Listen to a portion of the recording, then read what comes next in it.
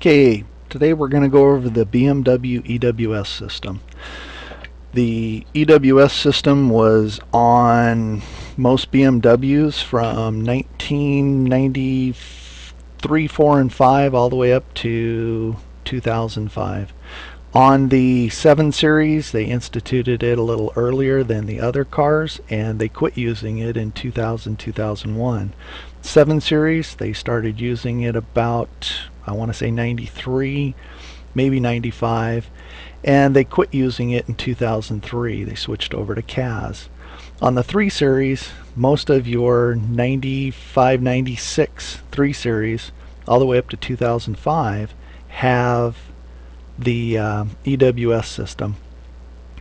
The Z3 and the Z4 up to 2005 both have EWS system. The X3 and the X5 also have the EWS system, but I'm not quite sure what year they switched over to CAS. Quick way to figure out if you have a BMW that has EWS or CAS. If the customer brings in a key and says, can you make a copy of this, first thing you want to do is get out your AK90, go ahead and start the program. The program will start and it will look at all the COM ports looking for the AK90 piece of equipment. When it finds it, it will beep.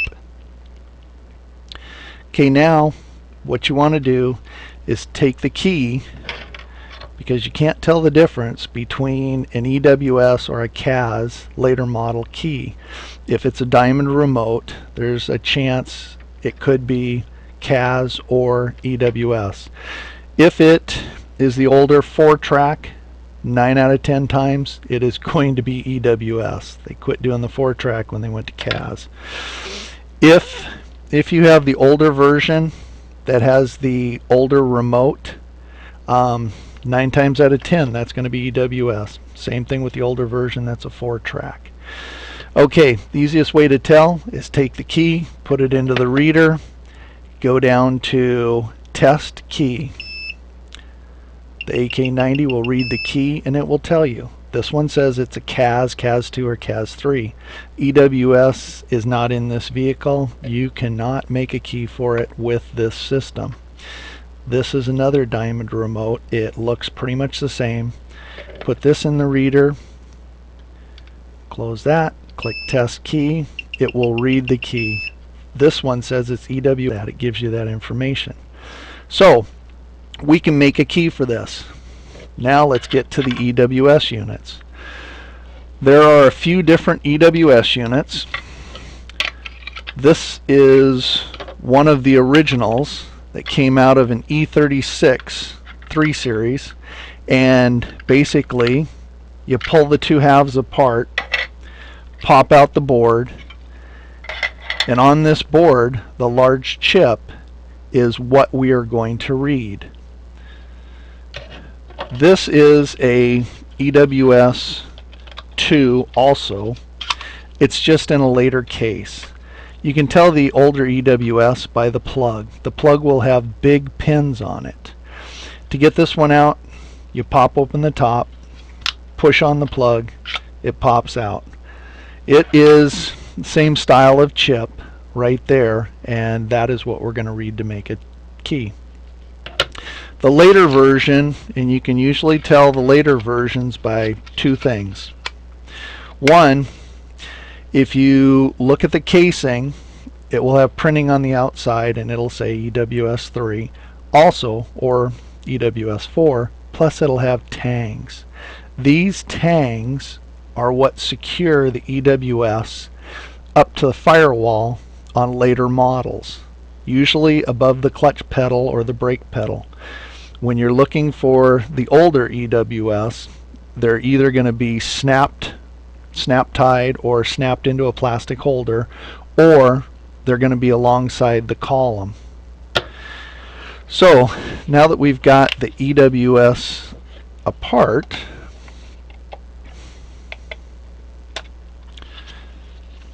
to get this one out of the case on the EWS 3, there are tangs on the side of the plug.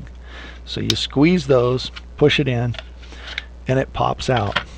Okay, so we'll start with the EWS2, and we'll make a key for a customer. Customer came in, they have an E36 3 series and said, hey, I need a key. Okay, they already have one. You're able to cut the physical part of the key. Then you take the EWS out. When you look at the EWS, there will be numbers and letters on the chip that will tell you what it is. This is a 2D47J. So we go down to the EWS read write. We go to 2D47J. If you go down to EWS picture, this will open up a picture and it will tell you there's the chip. This is the top of it above the Motorola signature, and it will show over on the right a smaller picture of how to place the socket on top of it. Some of the sockets have red, some of them have blue. This one has blue. You take this socket, you put it on the chip, wiggle it, and a lot of times you might have to take a toothbrush or something and clear off some of the varnish. Now that we have it connected, we click Read EWS. It says connect the module. OK. The older ones take a minute to read the chip. The older Motorola chips just aren't as fast.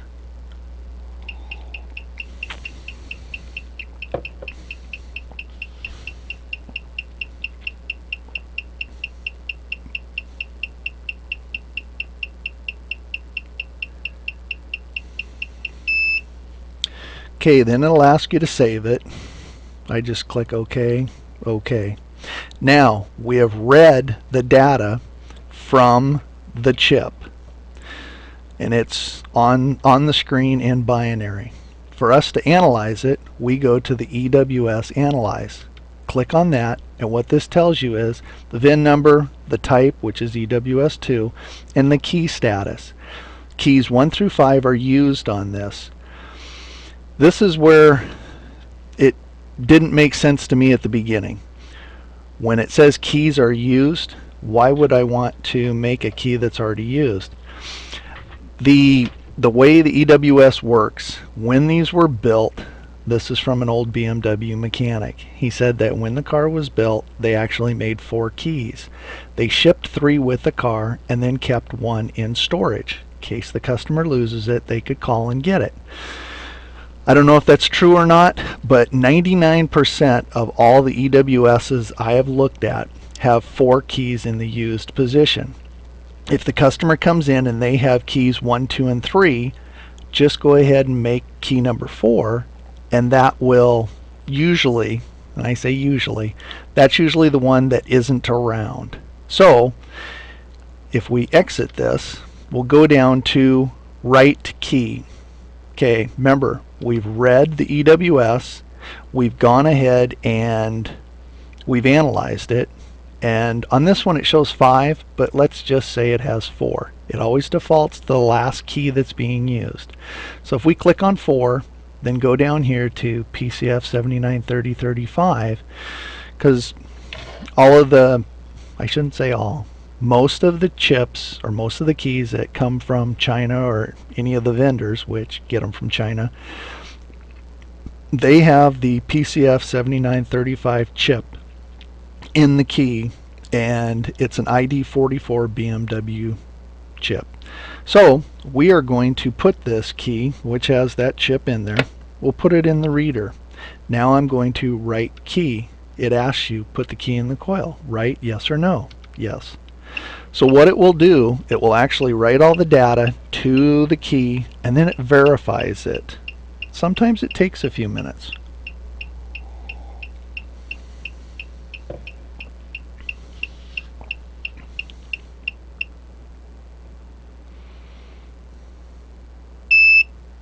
Okay, write key OK. Now to check to make sure that we have written the key correctly, you go down and you click on test key. Right now it is reading that key that we just wrote, and if you look, it says key type EWS2, key number 4, and that's what we wrote to it. All you have to do is cut the key, bring it out, put the EWS back in the car, put the key in the ignition, it'll fire up and drive away. Okay, that is EWS2. And just realize the 7935 chips are rewritable. So this is the later model, which has the three spade connections, the males, and then it has 12 little pins inside the plug. That's how you know that you have EWS 3 or 4. Okay, this is the same thing. You look on the chip, it tells you this one's an OD46J. You go over here, you click on OD46J. That's typical of the EWS 3. Now go down to the EWS picture, click on it, brings it up, says OD46J. This is how we put the reader, the socket, on top of it. Same as the EWS 2.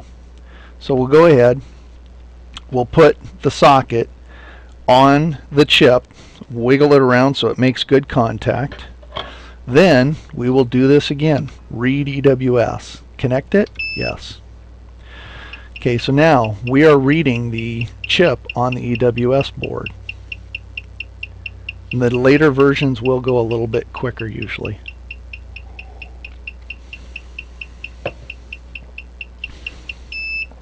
It'll ask you to save it.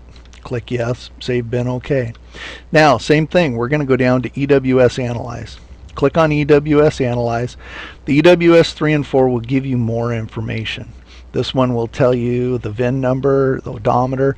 You can actually change the odometer or the VIN number. If a customer comes in and has a bad EWS unit, which is not unheard of, it does happen.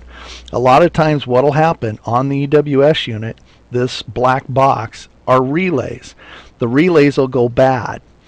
When the relays go bad, it doesn't allow electricity to the starter or to the system, and it won't let it start the car. Now on this one, if you look at this, it says key status used all the way up to 6. The reason it's all the way up to 6 is because I put extra few keys in there. If you had a customer who came in, their house got broken into, lost all the keys for the car except for one, what you can do is shut off the other keys and then make a couple of others, and that way they don't have to worry about the person who stole the keys can still get in the car, but they can't start it. To do that, you would go ahead and you would click locked, locked, locked, locked. Let's say they stole keys 1 through 4. Okay, see how it says modify to dump? Basically, what you're going to do is, when you read the chip, you downloaded what's called a dump. So now we click modify to dump. What you just did is you modified the code that you have on the screen. To get that code onto the chip, you need to write the EWS. So you hook it up, you click this, and what you are doing is writing new code to the EWS chip on the board. Now if you're just making an extra key for a customer, you don't have to do this. Remember on the EWS2, you just picked one of the keys that are in use, then you click write key. It's the same thing. The only time you need to rewrite the EWS is when you have a customer who has an issue with the keys, somebody took the keys or something like that. So it takes a few minutes to rewrite the EWS, then it'll verify it.